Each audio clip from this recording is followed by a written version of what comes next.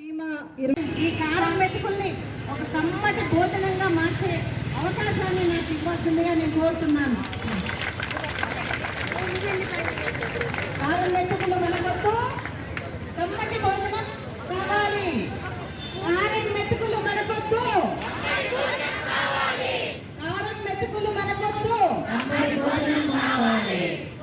మనందరినీ కోరేది ఒకటేనమ్మా, ఐక్యత అనేది చాలా అవసరం. మీరు ఐక్యంగా ఉండి పోరాడితే ఏదన్నా సాధించగలుగుతాము. ఒకసారి మీ అందరికీ విన్నపం చేస్తున్నాను, మీ మొదటి ప్రాధాన్యత ఓటు నాకు ఇచ్చి నన్ను బలపరిచినట్లయితే ఆయుధంగా మారుతాను, మీ చేతుల్లో ఆయుధంగా మారుతానని మాటిస్తున్నాను.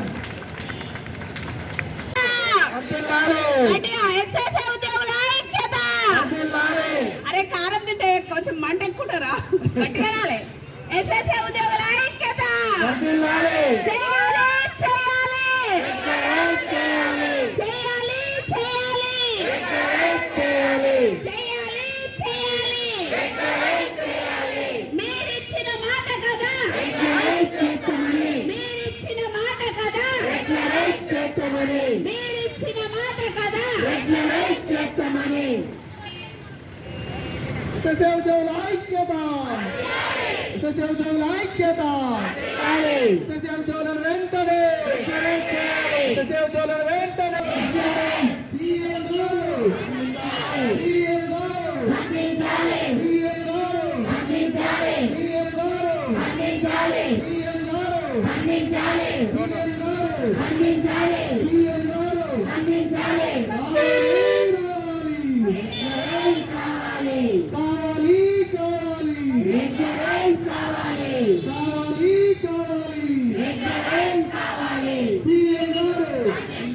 సీఎం రాష్ట్రమంతా నూతన సంవత్సర వేడుకలు చాలా ఆర్భాటంగా ఘనంగా జరుపుకుంటుంటే మా ఎస్ఎస్ఏ ఉద్యోగులం, తెలంగాణ రాష్ట్రంలో ఉన్నటువంటి ఎస్ఎస్ఏ ఉద్యోగులం 19,350 కుటుంబాలు ఇలా గొడ్డుకారంతో వెట్టి చాకిరీ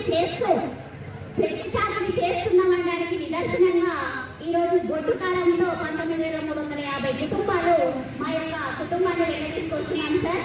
మా చాకరీకి తగ్గట్టుగా మా యొక్క బాధలు అనేటువంటివి ఈ రకంగా ఉన్నాయి సార్. గత 15-20 ఏళ్ల నుండి మేము విద్యా వ్యవస్థలో వెట్టి చాకరీ చేస్తూ మా కుటుంబాలు ఇట్లాంటి గొడ్డుకారం తింటూ బతుకుతున్నా కూడా మా ప్రభుత్వాలు ఎన్నో మారుతున్నాయి, కానీ మా సమగ్ర శిక్ష ఉద్యోగుల యొక్క బతుకులు మాత్రం మారటం లేదు.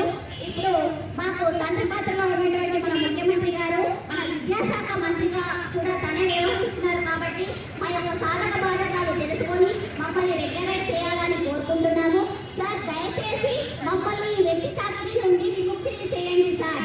మేము మీ బిడ్డలమే కదా, మేము తినేటువంటి భోజనము మీ ఇంట్లో ఉన్నటువంటి పని వాళ్ళు కూడా తినరు సార్.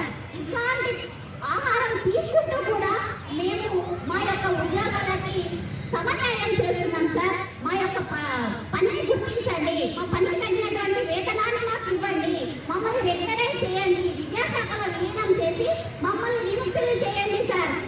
మా యొక్క బానిస సంఖ్యలను తెంపేయండి, వెట్టి చాకరీ నుండి మమ్మల్ని విముక్తి చేసి విద్యాశాఖలో విలీనం చేసి మమ్మల్ని రెగ్యులరైజ్ చేయాల్సిందిగా వేడుకుంటున్నాను సార్. రేవంత్ రెడ్డి సార్, మీరు ముఖ్యమంత్రిగానే కాకుండా మా విద్యాశాఖకు మంత్రిగా ఉన్నారు కాబట్టి మేము మీ బిడ్డలని, మీ పిల్లల యొక్క కష్టాలను మీరు తొందరగా నెరవేరుస్తారని కోరుకుంటున్నాను సార్. థ్యాంక్ యూ, ధన్యవాదాలు. 23 రోజులు మీరు ఈ విధంగా మీరు ఇచ్చిన తెలుపబట్టి ఆఖరికి ఈరోజు దేశమంతటా మంచిగా చాలా సంతోషంగా పంచపక్ష ప్రమాణాలతోటి స్వీట్స్ తోటి సంబరాలు జరుపుకుంటున్న వేళ మీరు కారం మెతుకు తిని నిరసన వ్యక్తం చేస్తున్నారు.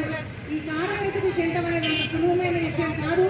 అయినప్పటికీ మీరు కారం మెతుకులు అనేవి తిని మీ యొక్క నిరసనని, మీ బాధని, మీ యొక్క పరిస్థితిని వెలజెప్తున్నారు. దీనికి గవర్నమెంట్ స్పందించాలి. ఎట్టి పరిస్థితుల్లో వారి యొక్క హామీ ఏంటో మీకు తెలియజేయాలి.